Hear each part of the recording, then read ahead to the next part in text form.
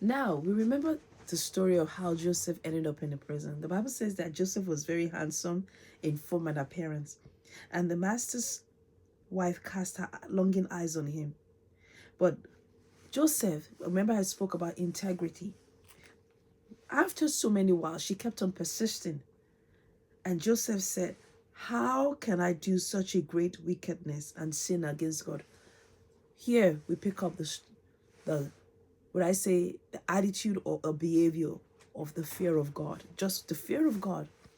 He said, how can I do such a thing? Number one, because he knew his master had put everything in his hand.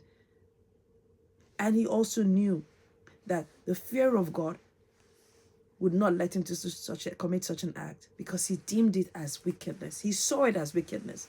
And one of the things I pray that God should give to us is the grace to be able to see sin and call it sin and not sugarcoat it. In these last days, there's this preeminence and this mindset where we see sin and we cover it.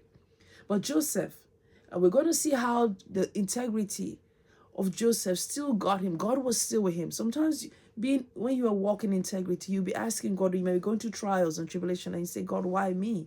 But God is watching us. He's a faithful God.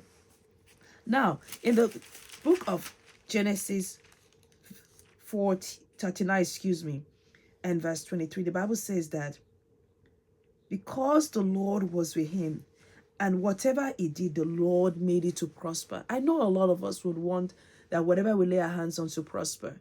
Yes, we can prosper through diligence. Yes, we can prosper through discipline. Yes, we can prosper by applying the principles of hard work and diligence. But there's another thing that is so different, where God's presence and God's hands are upon you. And that is one thing that we see in the life of Joseph.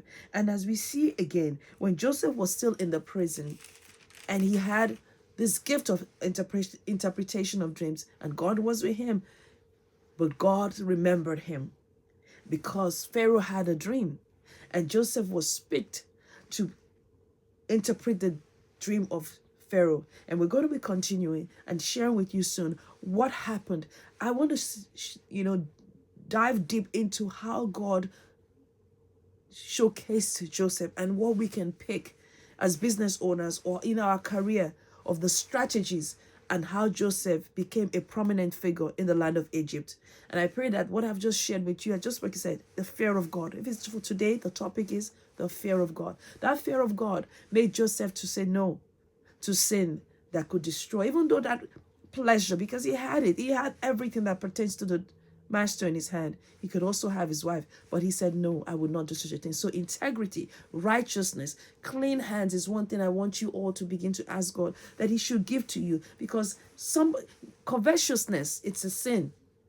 It destroys. Sin, as I said, it might be for a minute, it might be for something that you commit for a minute or a second. Yes, but there is a wage. You will pay a price for it at the long run. And the price that you're going to pay is way bigger, far greater than that pleasure that you committed for like maybe 5 minutes or 5 seconds. And so I pray that this message resonates with you and blesses you.